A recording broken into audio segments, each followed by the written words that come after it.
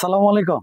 দেখেন এখানে একটা কত সুন্দর একটা আদা গাছ, আর এই পাশে আদা গাছটা দেখেন, এই গাছটা কিন্তু সুন্দর ছিল, কিন্তু এখন দেখেন কিরকম লাল হয়ে মরে যাচ্ছে। তো আমরা এখন চেক করব যে আসলে এটা কিসের জন্য এরকম হচ্ছে। একটু কাছে আসেন। আপনাদের একটা গুরুত্বপূর্ণ কথা জানিয়ে রাখি, সেটা হচ্ছে আদার সবচাইতে গুরুত্বপূর্ণ ক্ষতিকর রোগ হচ্ছে আদার কন্দ পচা রোগ। গুলা কিন্তু এই জায়গা থেকে পচে গেছে, দেখা যাচ্ছে। এই দেখেন গুড়াগুলা এখান থেকে একদম পচে গেছে, দেখা যাচ্ছে এই গুড়াগুলা পচে গেছে। তো যদি এই গুড়াগুলা যেহেতু এখন পচে গেছে, এটা কিন্তু টোটালি পানির জন্য হয়েছে দেখেন। আর এই পাশে কিছু আদা কিন্তু এখন আমাদের ভালো আছে, তার মানে এখান থেকে গাছ আবার বেরোবে। তো আমরা যেটা দেখা যাচ্ছি, যেহেতু এই গাছটা এখান থেকে পচে গেছে, পানির পর্যাপ্ত পরিমাণে পানি নিষ্কাশনের ব্যবস্থা ছিল না, যেহেতু অনেক বৃষ্টি হচ্ছে এখন আমাদের, এর জন্যই মূলত এই গাছটা পচে গেছে। এখন এই জায়গায় যদি আমরা বর্ষার শুরুতে এবং বর্ষার শেষে ছত্রাকনাশকটা স্প্রে করতাম, তাহলে কিন্তু এই পচার হাত থেকে আমরা রক্ষা করতে পারতাম।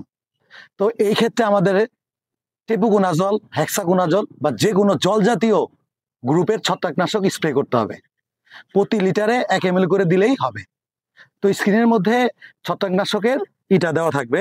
তো আপনারা ইচ্ছে করলে, যে কারো যদি এই গাছ এরকম হলুদ হয়ে যাওয়ার আগে, যখন গাছটা এরকম ভালো থাকবে, তখনই আমরা ছত্রাকনাশক স্প্রে করে দিব, যাতে আমাদের এরকম গুড়া পচা রোগটা না ধরে। সবাই ভালো থাকেন, সুস্থ থাকেন। আসসালামু আলাইকুম।